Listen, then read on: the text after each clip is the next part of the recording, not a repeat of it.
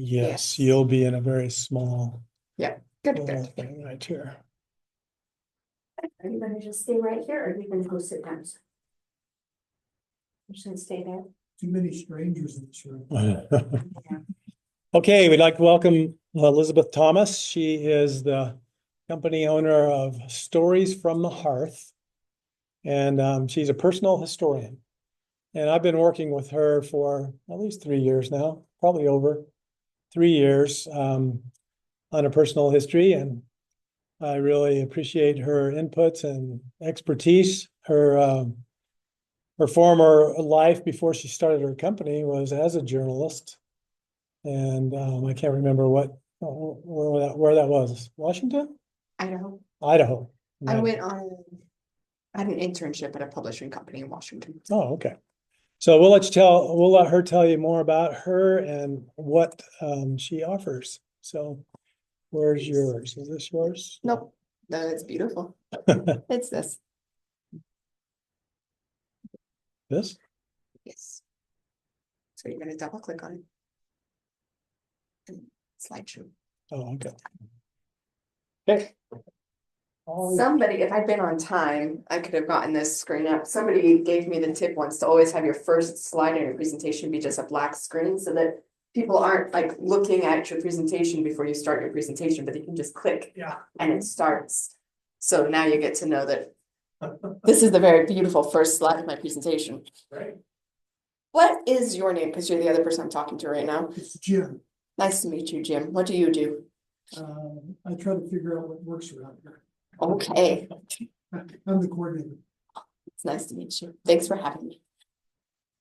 All right, I wanted to start with a discussion about why everyone that is here and why is family history or genealogy important to you. Amber doesn't really understand it, so she doesn't have an answer. Glenn, why is family history important to you? I don't know, I just have always had a yearning to find more about my family. Do you know why? Because I love them. And I just last night, I went through another box with my mother's, who's been gone for almost 3 years now. And I found an essay she wrote about her wedding date. I had never seen it before.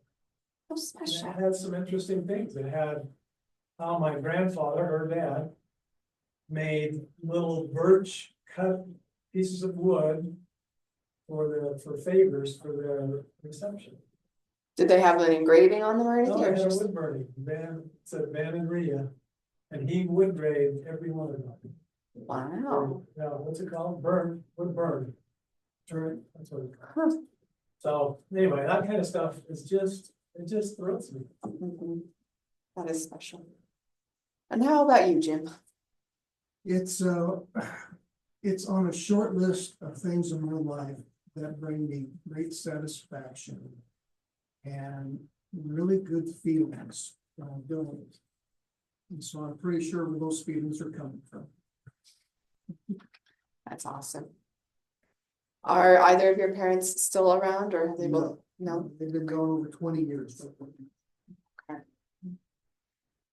Have you written their stories down and did they write them down? Well, I interviewed them before they passed. Good for you. And recorded it, and actually Glenn helped me put it on their memories, so. Glenn's on top of things. This is it.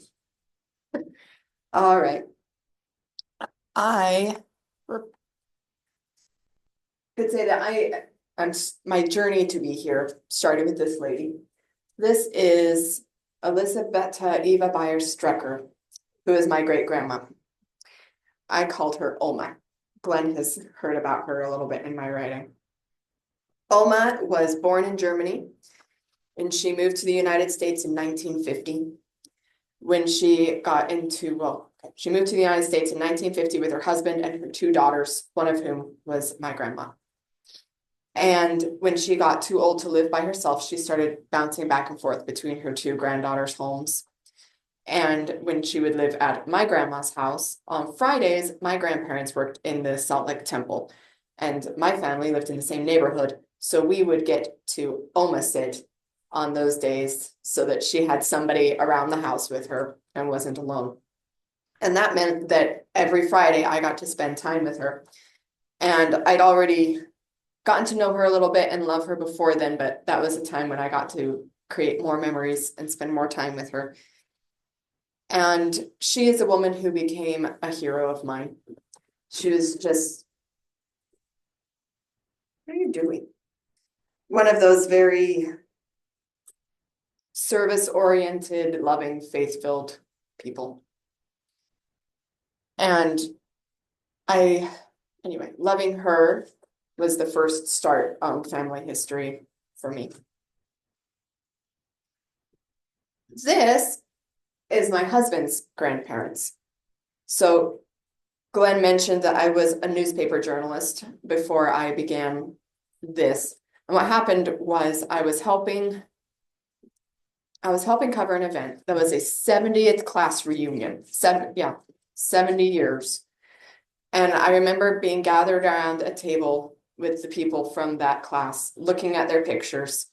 And I just thought, how amazing is this? I hope you guys have written this down, as they're telling all these stories and sharing memories. And I was like, I cannot put all this in the newspaper. That is not the right place for it, but I hope that you have it somewhere. And as I thought about it, I realized that a lot of people are trying to write their stories down, but they don't know how, or they get started and they just get bogged down in the process, and they don't know how to put a book together. They don't know how to write. They don't know how to do all of that. And I was like, I know exactly how to do all of this from start to finish. And I got so excited by the idea that I decided to start a company. It's called Stories from the Hearth, which harkens back to the idea of being gathered around the fire with your family and sharing family stories. So had These any of them in the reunion actually done it, or they all just talked about doing it? I didn't ask them about it actually, because it was an idea I had after Yeah, the okay, fact. okay. Yeah. These two agreed to be my first guinea pigs. Oh, And this is the book that I created for them. I'm gonna bring over here for you guys to look at. The Love Walter and Betsy title on it is Betsy's handwriting. For a long period of time, she was writing letters in thick Sharpie to I'm trying to like her sister-in-law, I think, and her sister-in-law was going blind. And so she was writing these big letters in this black Sharpie, and it made it really convenient to just pull one of those, how she signed the letter, and put that as the title for the book. So that's actually her handwriting. Something I do that is different from other personal historians is that I keep it in my clients' words. And so other people, you would say, I need help writing my story, and you tell them your stories, and then they write it up for you and make it sound beautiful and literary. And I'm not interested in doing that. I want you to open up the book and hear the person talking and say, this is what Grandpa sounded like. So something funny that happened with that book was after I finished it, I can't hold you right now, but you can't see.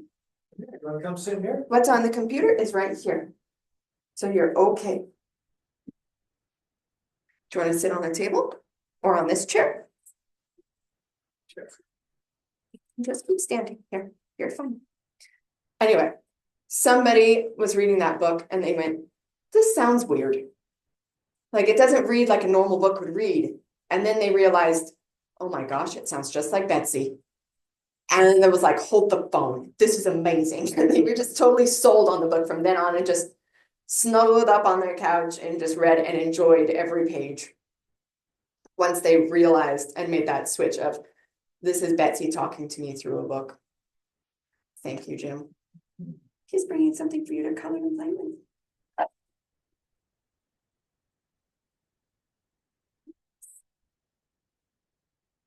Okay.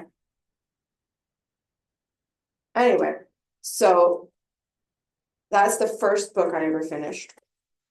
And it does have both of them in there. The first half of it is Betsy, the second half is Walter. The other thing that happened while I was working on this book was I had never met Betsy and Walter. Well, I've met them before, like at my wedding and stuff, but you don't like sit down and talk to them and get to know them.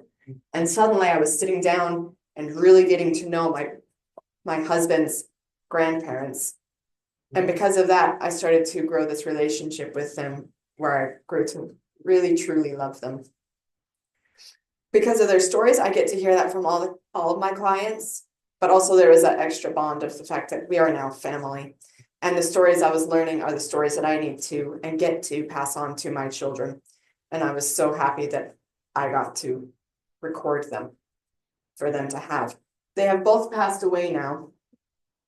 And as happens with a lot of my clients, at the funeral, people are mentioning they had this book written down. Have you seen their book? And they're like mentioning the book in the funeral because it has stories that they can share easily and things like that. And before they died, Walter was reading the book on repeat. It's like it's its own story, his own words. He knows what's in there, but he was so happy with it that he just kept reading it and reading it and reading it. Yes. What percentage of it was by interview versus old letters versus other people? Okay, so that one has a chapter at the end that was written by a friend, largely because Walter suffered a brain injury earlier in his life. And so his section was a bunch shorter because his memory wasn't as good. And so he had a best friend who wrote a chapter for him to give more insight on Walter. And beyond that, we also have a bunch of the letters that Betsy had written to her friend. So I would say 90% of it is them. And then the other 10% might be letters and that other letter. So 90% is verbal interview. Mhm. Okay. Yeah. I also have letters from their children in there. It's a chance for the children to say, this is my mom as I remembered her, some of my favorite memories, my impressions, whatever it is. Some of my clients want that, some of them don't. It changes. I also included a family tree. That's something else that some people want and some people don't. What was I going to say? Okay. That a lot of the time a common question for people to ask is, if you could go back in time and talk to anybody, who is it that you would want to talk to? Or what historical person would you invite to lunch? And my answer is, I would like my husband's other grandmother to come to lunch because I got to talk to her a whole lot. And I got to know their family stories so intimately that I know them better than my husband knows them, and he grew up in the family. But Gloria Johnson, his other grandma, and his grandpa, but you gotta pick one of them, and I'm female. Were both dead before I married my husband, and I never got to meet them. And my husband's mother, who is their child, is not much of a storyteller. And so there's a huge void in the family history there because nobody got that story down. And so that is I know I could go and talk to, I don't know, Napoleon or Joseph Smith or something, but really, I want to talk to my husband's grandma. I would love to be able to share the other half of his family history, and I don't have the stories for it. I've got names and dates, and that's it. So that is something that for me is really important for my clients. I want you to not have a gap in your family history for your children and children's children and beyond. This, by the way, is a picture of when they got sealed together in the temple. He was already disabled. Yes. The story there is that their son died in an industrial accident. And then he, within the same year, was driving a dump truck and got hit by a train. And that created his brain injury, and he was like nearly paralyzed. I get like spinal injuries and stuff. So he got over that. But somewhere in there, his son who had died came to visit him and said, "You need to get baptized, Dad." He said, "Okay." And so he showed up in church and he sat in the back row and he was like, "Isn't anyone going to ask me when I'm going to get baptized?" They said, "I think so. It definitely should be." It's been a while since I read it just because I know those stories so well that I don't need to read them necessarily.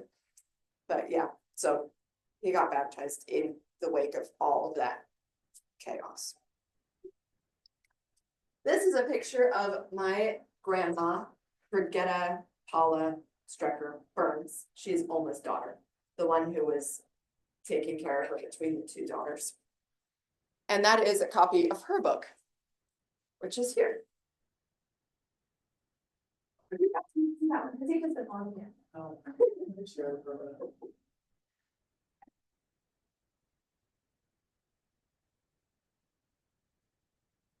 So what happened here was I was sitting in my backyard one day, and this was early on in my business, and I was like, I need new clients.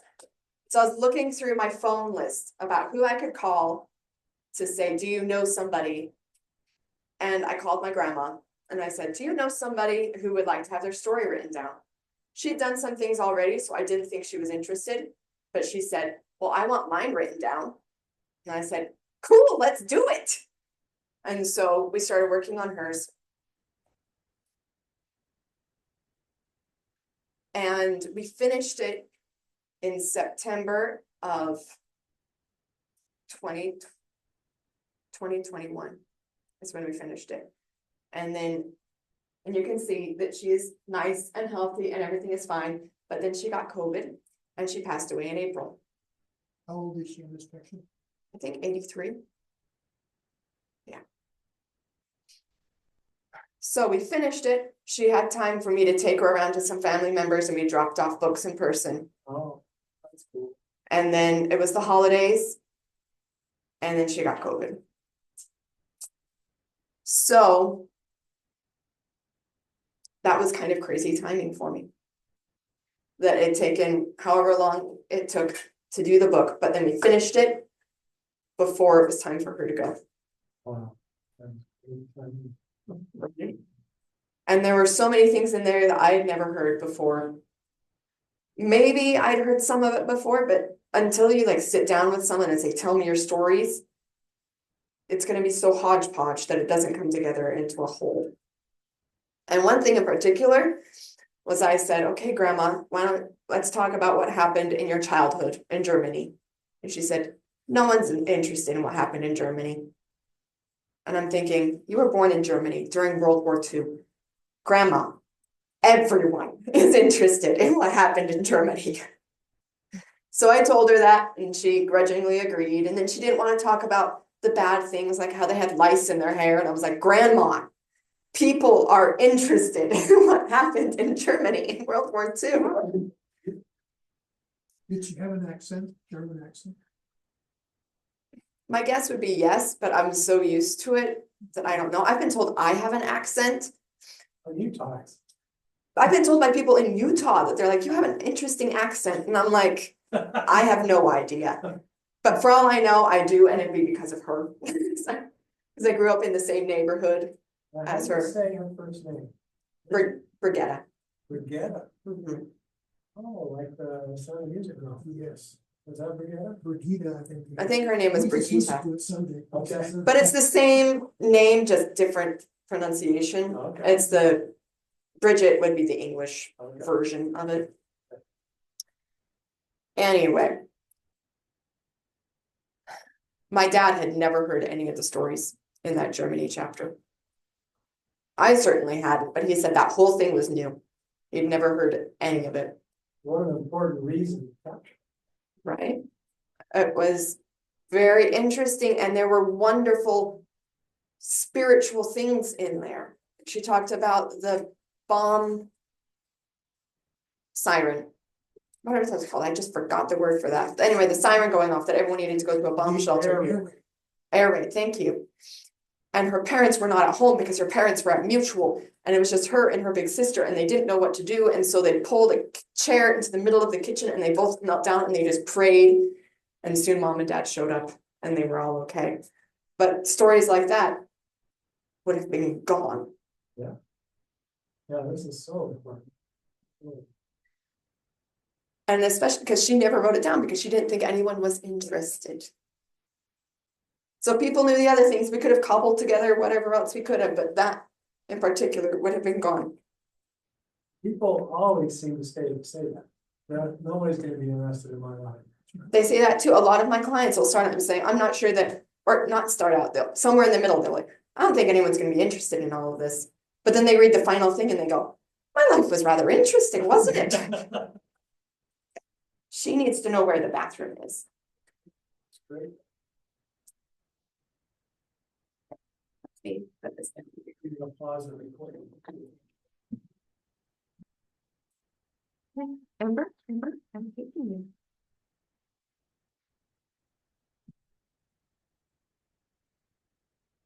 With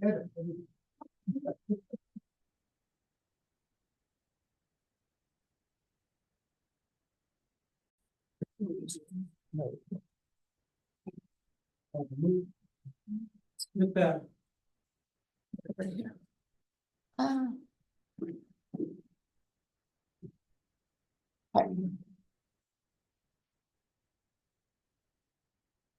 I think there's something else, because I feel like, well, I've got a couple of questions. okay, so I Um, interrupt my flow and suddenly it's like, where was Yeah. I? I was curious about were these two books printed at the same place? Yes, They were, but one came with a slipcover and one didn't. Is yes. that just an option Mhm. to choose? And then the other question I had was,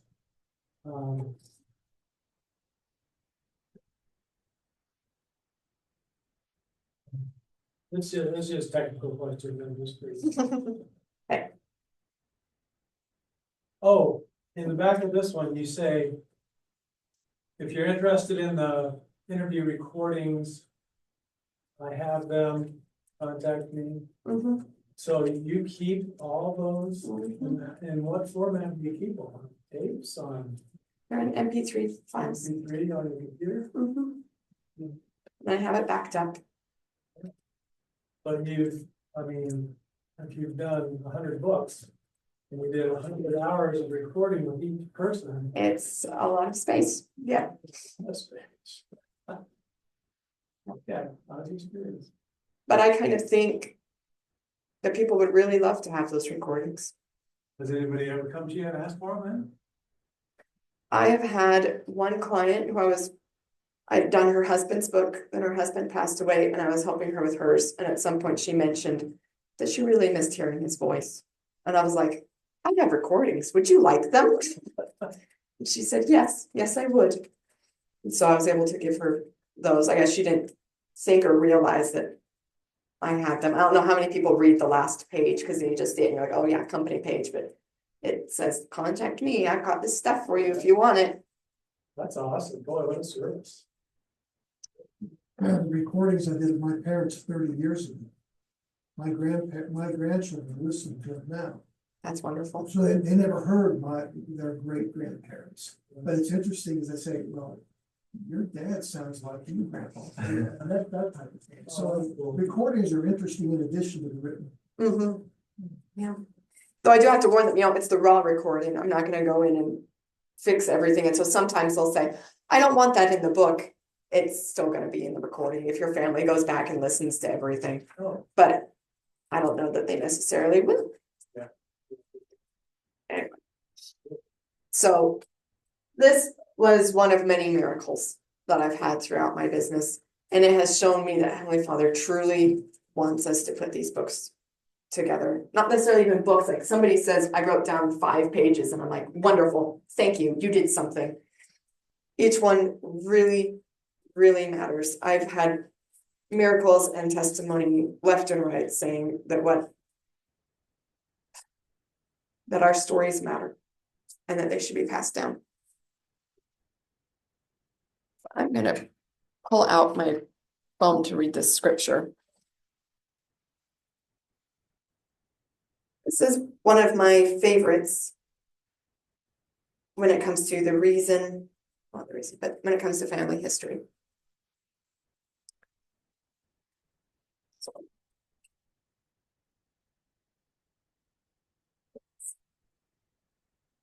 This is one of those scriptures that we read out of context all the time. It says, and now my son Helaman, I would command you that ye take the records which have been entrusted with me, and I also command you that ye keep a record of this people according as I have done upon the plates of Nephi, and keep all these things sacred which I have kept, even as I have kept them. For it is for a wise purpose that they are kept.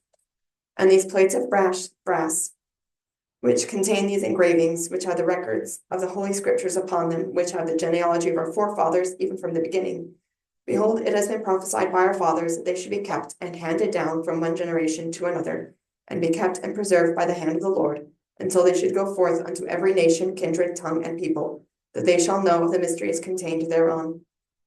And now behold, If they are kept, they must retain their brightness, yea, and they will retain their brightness, yea, and also shall all the plates which do contain that which is holy rid.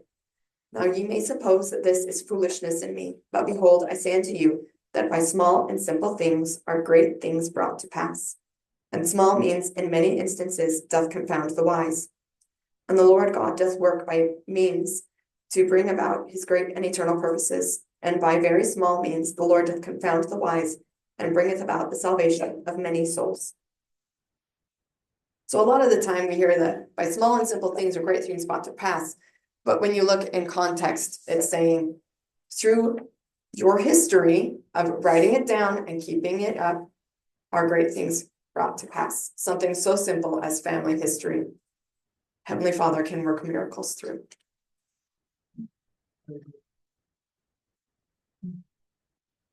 So now I'm going to talk about my process. Very first thing is a vision meeting. I do not charge them for this one. It's our very first, hi, how are you? I'm Elizabeth, what's your name meeting. And after this one, once they sign the contract and we start going, I charge by the hour, for the record, because these projects are so various in size that it's hard for me to say, this is the cost. Anyway, at this beginning meeting, we talk about what they want out of the book, what their goals are, where they currently are in the project, because some people have already started. Some people are like, I haven't started yet, but I have all of these letters. I have somebody coming to visit me tomorrow who has a box of files, she said. And we're going to go through that box and see where she is on her parents' book, I guess is what it was, because they've passed away, but she's got this box of files. That's all in this meeting, and we kind of figure out what we're doing and what the project is going to look like. After that, we start doing interviewing, which is kind of in tandem with transcribing those interviews. And this is all just using your phone as a recorder? Unless it's on my computer, because then I can use my computer to record it as well. Yes, They meet with you personally, or if you do it by phone or by? either.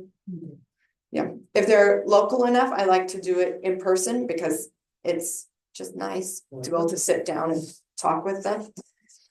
But I've had clients all over the world, and you can't meet with them that way. And during COVID, it was really nice to just have a phone call and say, all right, we're not going to meet in person today, but let's talk on the phone and we can keep this process going.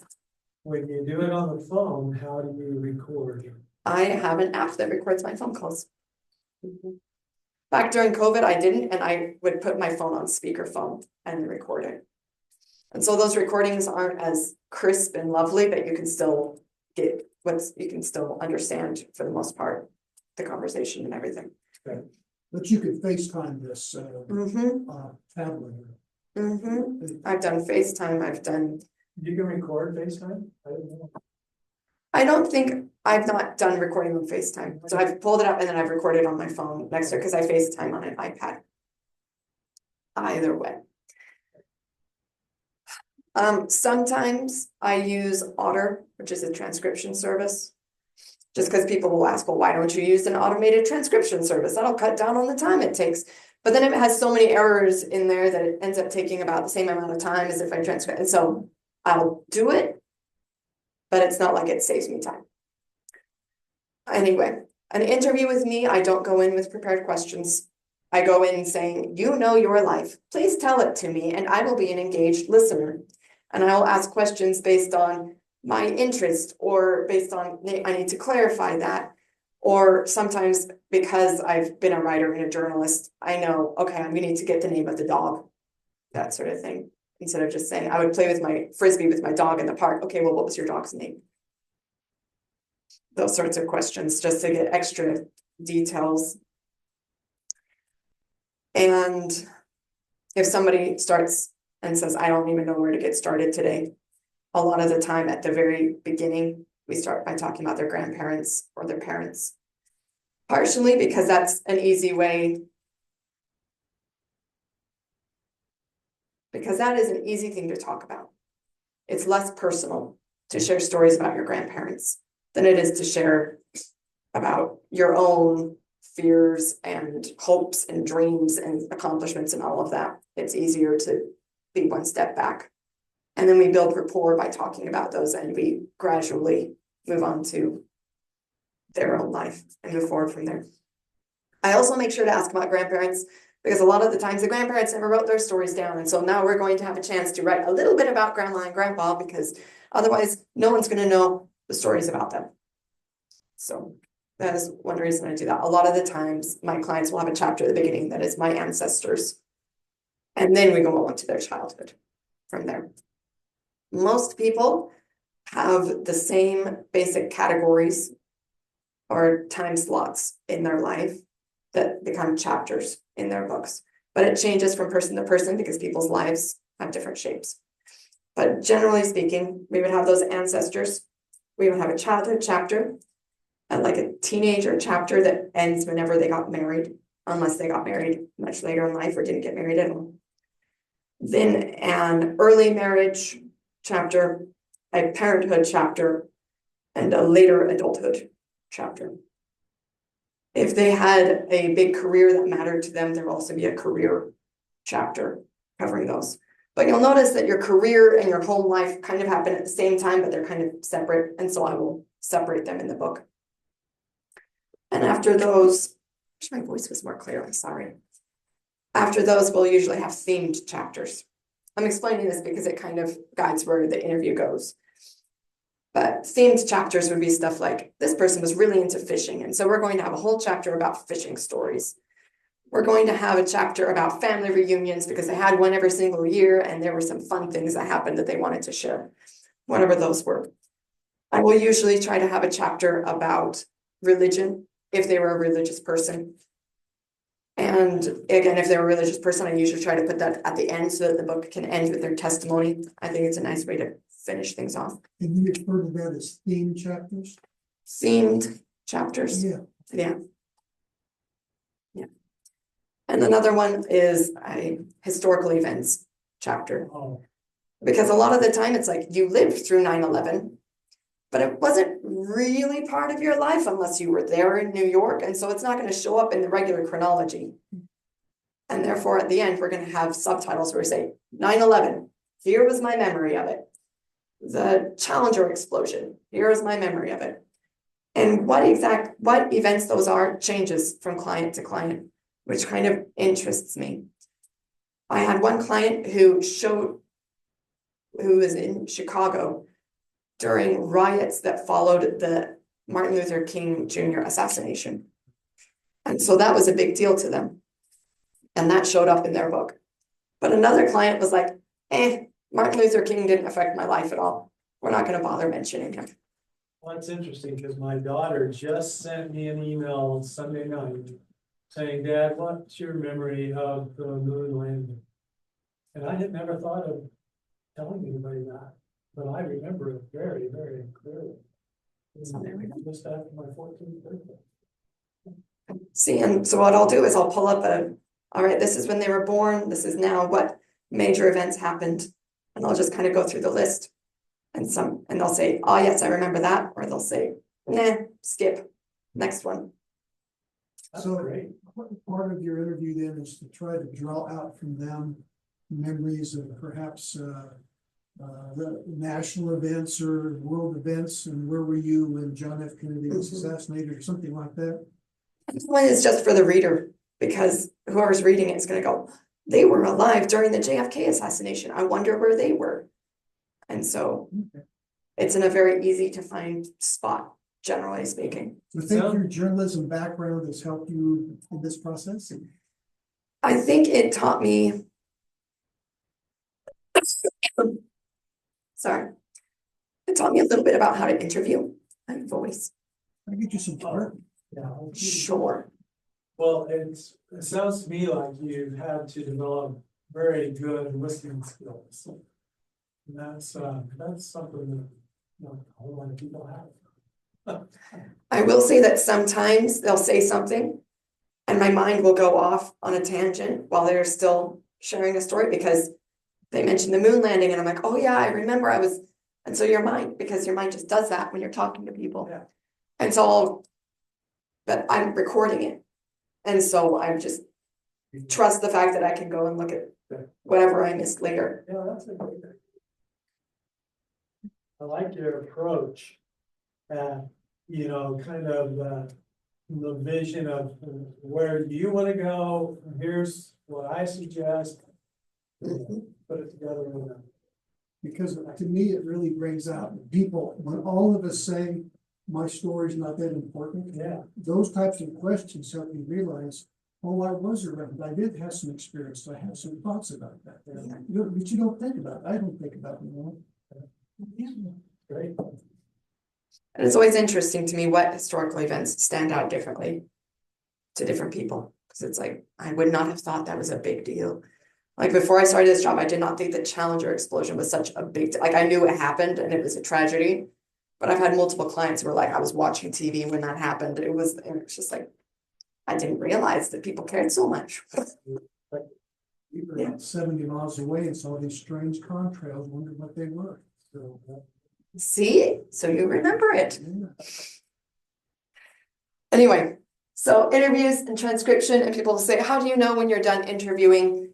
It kind of starts to peter out, or we reach the end of their life, like the life that we've lived, obviously.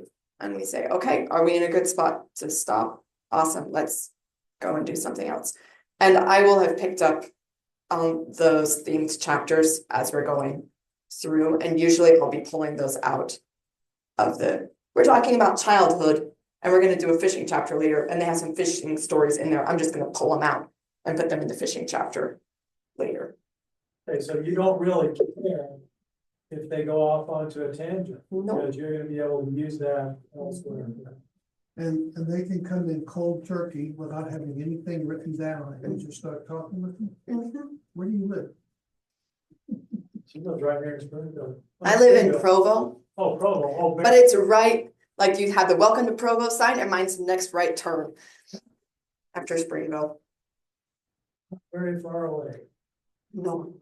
I think you have a client already. Oh, wonderful. Anyway. There was a question, what was it? Anyway, tangents, yes. And people will sometimes tell the same story multiple times because they'll forget that they already told me. And I let them tell it multiple times Yeah. because people share different details every time. And then I can take those 3 different versions and smash them together into a master copy that has all the proper things. So they never contradict themselves? And that was gonna be my next thing. And then I can say, well, in this one you said this, and in this one you said this. What are we going to say is the truth? Because we need to decide. I can see that happening. They're going my war stories. That's great. And if it's a husband and wife, sometimes the husband will say this and the wife will say this, and you're like, Sometimes. Yeah, not sometimes, no. That's always. we need to make a decision, people. Or I think one time I just left it, and it was one said this and the other said this, and we just left it that way. Okay. That's interesting. One of my favorite things in the book by Betsy and Walter was that Walter said something about himself that was degrading. Like, I guess after that, everyone called me worthless, something like that. And Betsy said, they did not. They thought you were very good. And, she was like standing up for him and stuff. And so I put it as a footnote. Betsy, she said this. I just thought it was such a wonderful display of their relationship and the love there, that I let him tell his story his way, but I let her interrupt. Okay. Thought it was great. Okay, we have 10 minutes till somebody else has this room. Yes, I'm working on it. Okay, so after I have that, I put together the manuscript, which we've been kind of talking about. I'm gonna pull things from wherever we talked about them, smash them together. We're going to preserve their voice. And then I hand it to the client 1 chapter at a time. I'm gonna give them a chapter. They're gonna edit it, get it back to me, and I'm gonna wait like 2 weeks before I hand them another chapter. That way it doesn't feel like an overwhelming amount of work and then they're just drowning. To them in a printed format? or- I've had people ask for the printed. Normally I email it to them, Normally. but if they want printed, I can do that for you. I asked them to look for 3 things. First is whether I got everything right. I might have misheard and typed something up wrong. Second is if they need to delete anything. Because sometimes when you read something, you go, oh, that's gonna make so-and-so angry. Yeah. Or you say, I had a client recently, he said, I sound really negative. I was like, well, we can change that. And so we were purposefully getting rid of some of the unhappy comments throughout and just generally lifting things up. And then the third thing that they're supposed to look for is if there's anything they want to add. So maybe by reading your story, you go, oh, wait, we forgot the story about the vacuum cleaner when I was 6. That's really important. We need to put that in there. Okay. And then they can either write it themselves or we have another interview and they can tell me. Sometimes people do not want to do the editing themselves. I wonder why. They probably hired me for a reason. And I will sit down with them and we'll read it together instead. And then they can just give feedback as I am reading it to them. Oh, you're very flexible. Yes, I am. I'm there to be serving them, not forcing them to do something my way. Anyway, after that, we go through photos, if they want photos in their book. A lot of the time, looking at photos will bring up more stories. And if possible, like hopefully by this point, it's not going to be a big story. It's going to be a small story. And then I put it in as a caption for the photo because it's going to be a story about that photo. But if it's a bigger story, I'm going to go ahead and put it back in the manuscript and put it where it belongs. I give everyone a photo wish list, which is in a perfect world, you were talking about this vacuum cleaner when you were 6, and you would have a picture of you and the vacuum cleaner. Do you happen to have that picture? So it has some guidance as they're looking through the hundreds of photos from their entire life. Maybe they have it, maybe they don't. And if they don't, no sweat. Have you ever thought of, if it was a really important story to them, about creating an AI picture depicting that instead of? I have not thought about using AI for that. I've done that with one of my stories. Oh, yeah? It works out pretty good. Okay. You may be talking about going to school somewhere, you don't have a picture, but you found a picture of the school. Well, like my grandma, I found. I've done that before, though I made sure to credit where I found the picture underneath. Yeah, but I'm talking about, like, my grandmother told a story of a big old sow pig chasing her into a haystack. And, you know, there's no picture of that. So I told AI to create a picture of it, and it came up with a pretty good representation. I would make sure to put a caption that says that this was Yeah. not an actual historical photo, you know, something like that. This is Well, an it's a illustration. cartoon, essentially. Okay, then, perfect. Or artist rendition. Mhm, pretty much. Okay, so the photo wish list, and then they can also throw in whatever other pictures they want. And a lot of the time I'll have a chapter. And at the end of the chapter is gonna be a photo album section of, these are pictures from my childhood that I love and I want to include, but they don't necessarily go with a story. Therefore, it's in this photo album bit. And then we're gonna go on to the next chapter and go on from there. Yeah, I noticed one of these had a big section in the Mhm. middle. Yeah. I will also include newspaper clippings or Yeah. certificates, whatever it is. I've done, like, taken pictures of sashes and things and then done it out so that they can see, here's the sash with all my merit badges or whatever it is. Okay, once I've got the photos, then I put together a book design. And once we've done book design, then the client gets to look at everything again. So they've already edited the manuscript and given me their edits. This is a chance for them to make sure I did those edits correctly. And if they're saying, I don't want to bother looking at them, at least looking at the general design of the book and seeing if I placed the pictures right and got all of the photo information correct. Once they've done that, then I'm going to implement those edits. And they're going to do a final approval and say, yep, everything is good. It is just the way I want it to be. It aligns with our vision that we set up at the very beginning. And then I will do cover design. Usually I'm working on this at the same time that they're editing the book. And I'll give them 3 options and then we'll work from there about what cover they want. And then we go to print. For the record, my books are usually between like $15 and $25 a piece. And those were both printed on Ingram Spark, which is an online service. And for that, clients will come to me and say, I need more copies, and I'll say, sure, I'll get those for you. The other option is for people to order them on Amazon. The nice thing there is that they don't have to go through me, they just go to Amazon and order a copy of their book. But that also means that anybody could go to Amazon and order a copy of their book. So it's kind of which do you want here? Do you want a little bit more privacy, but you have to go through me? Or do you not care so much about the privacy because you figure Amazon is huge, no one's gonna find my book? And then you get more ease of access. Do you consider Ingram Spark's quality to be It's about the same. about the same? And the pricing is the same. So it really is just the privacy and ease of use there. I mean, that's an incredible price for the book itself. Yeah, and paperback is obviously cheaper, but I generally don't tell people to go for paperback because it's a historical thing. I want it to last for a while. But on Amazon, you would just, I have to do the cover a little bit differently because the sizing of the cover is different. But it would be, sure, have both options. I don't care. So that is that, and this is my company. And thank you for listening. Oh, thank you for Thank you. coming. I'll just put a plug in for Elizabeth. She's helping me finalize what book of mine. I'm flying with the Soviets.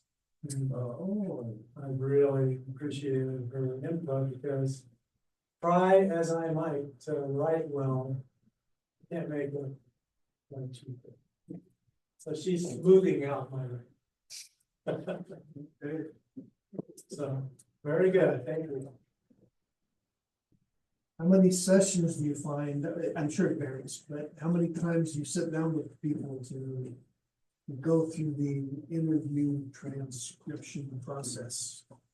How many interviews Yeah, I essentially? mean, it's not all in one setting, is it? No, I didn't think so. my ears get tired of listening and people get tired of talking. So Yeah. we do 1 hour sessions. One- And once a week, unless they're like, we're in a hurry, and then it'd be, okay, we'll do it twice a week or something like that. That's true. And do you want to share what your hourly price is? I Yeah. charge 40 an hour 40. and I have a team, and so if someone else is helping me, then theirs is 25 an hour. Oh, So it kind of depends who's doing oh, it. you have a team. I didn't know that. Yeah, I have some people who help. Cause I had children and suddenly I was like, I do not have time to do all of this. Yeah, So I have helpers. well, that is awesome. Thank you. And we'll make this recording available to all of our patrons here. And they'll, so you Probably may, not watch it, but we'll see.